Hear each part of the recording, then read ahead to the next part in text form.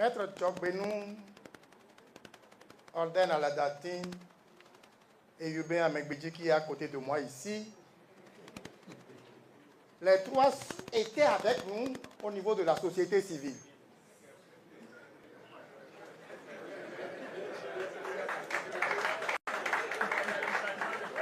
Ils nous ont dit, société civile, c'est organe de proposition. Maintenant, nous voulons aller à l'organe de décision. Ils ont été honnêtes. Et ils nous ont dit honnêtement et franchement qu'ils vont là-bas. Je les remercie parce qu'il y a d'autres qui sont assis sur 2 chaises, vous le savez bien. Eux, ils sont assis sur une chaise, ils ont choisi. Mais quand Joseph Tchokbenou, avocat, m'a dit, nous irons à l'Assemblée nationale pour défendre le fait qu'on veut enlever aux magistrats le droit de grève, je l'ai suivi. C'est la seule et unique fois que j'ai fait la marche dans ma vie, parce que je n'aime pas souvent faire la marche. Mais lui, je lui fais tellement confiance que je l'ai suivi pour aller à Porte-Novo. Il était en tauge et tout. On a défendu et les députés n'ont pas voté en 2015 la loi pour retirer le droit de grève aux magistrats. Mais, devenu ministre de la Justice, 2017, ce problème s'est posé pour retirer le droit de grève aux magistrats. J'ai parié pour dire jamais il ne va pas accepter ça.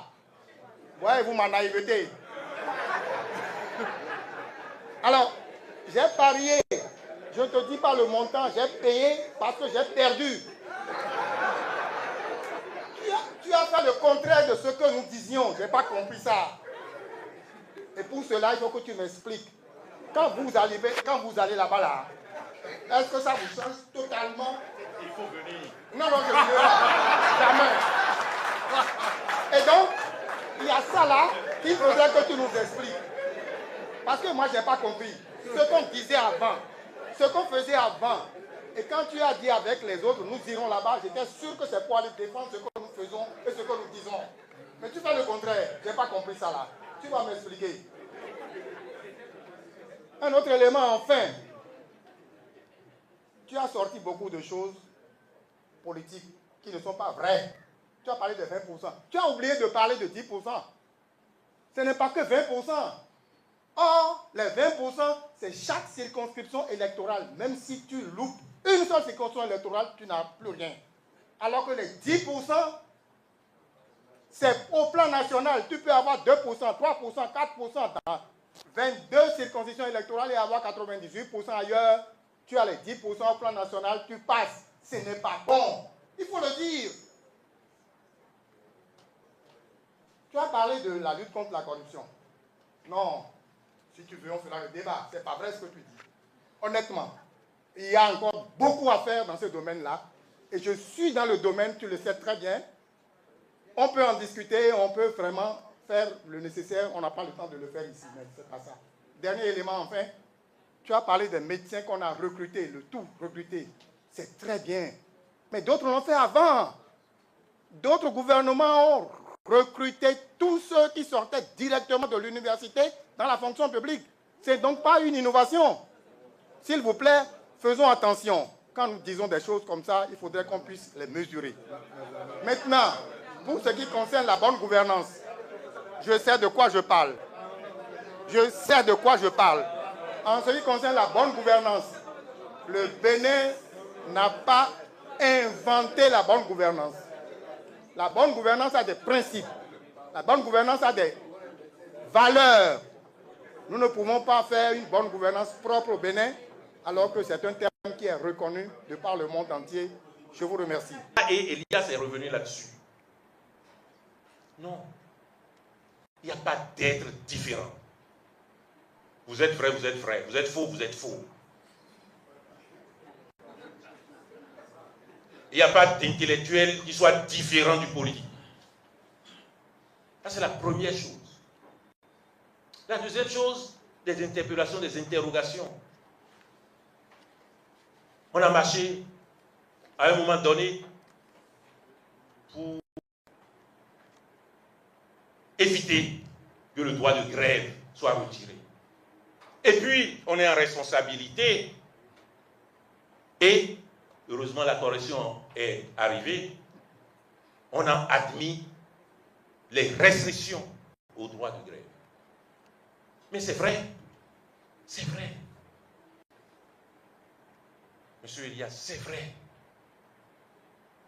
Ce qui est vrai aussi, c'est ce que nous disons depuis en responsabilité politique. C'est cette bouteille à partager. Ce n'est pas de dire que tout le monde doit avoir de l'eau. Dans une posture antérieure, on peut dire ça. Ce n'est pas de dire que tout le monde aura un toit. Dans une posture antérieure, on a dit ça. Ce n'est pas de dire que tous celles et ceux qui ne voient pas doivent avoir des lunettes et que l'État doit subventionner. Dans une posture antérieure, on a dit ça. C'est la posture de la revendication. Le politique est dans la posture de la décision. Et la décision, c'est ce que nécessairement doit être fait, même si on ne satisfait pas tout le monde. Et ce n'est pas, c'est l'espoir, c'est l'espérance, mais on y arrive difficilement, mais que les décisions, que les solutions consécutives à cette décision soient des solutions justes, équitables. Vous voyez? Et je vous invite, vous avez une riche expérience. Vous avez la faveur. Quand vous parlez, tout le monde applaudit. Vous n'avez pas de décision. Quand vous parlez, tout le monde applaudit. Parce que vous ne prenez pas de décision. Prendre une décision, c'est faire souffrir. Et c'est en cela que je demande à chacun de respecter les juges. Les juges, quand ils prennent une décision, qu'une partie ne pleure pas, ils n'ont pas pris de décision. C'est ce qu'il faut voir dans le politique. On peut critiquer la manière de procéder, on peut critiquer quand on souffre, on peut critiquer, je l'admets, c'est normal. Mais si restreindre le droit de grève permet, depuis 2016, à tous les enfants de ce pays de ne pas connaître une année blanche.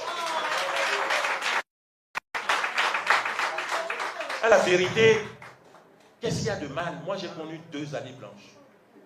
J'ai connu une année blanche, j'étais au collège, au pied. Je venais chaque fois quand on annonce la reprise, juste pour passer d'année en année, de classe en classe. Chaque fois. Ceux qui avaient de l'argent ont envoyé leurs enfants au Togo, en Côte d'Ivoire, en France. Moi, je n'ai pas vécu ça. Je n'ai pas vécu ça. Avec un père qui est pauvre, avec une mère qui est pauvre, avec mes sœurs qui ont été déscolarisées. Si vous avez vécu ça, vous allez dire qu'il y a une raison à faire en sorte qu'aucun enfant ne manque l'école. Et ça, c'est un choix politique. Pour le plus grand nombre, avons-nous, est-ce que nous nous arrêtons pour évaluer le coût social des individus dans les écoles? Les grossesses précoces, les sorties de piste. Et ça agit sur le capital humain que nous devons assumer durant de génération en génération. Ceux qui sont de ma promotion, ne prenez pas ma personne. Ça, c'est une exception. Un État ne doit pas créer des conditions de promotion, de valorisation exceptionnelle. La valorisation doit être normale pour tout le monde. Et ça, c'est le politique qui décide. Et c'est pour ça, M. Elias, je vous demande de venir en politique. Vous en avez déjà l'âge. Vous en avez déjà l'âge.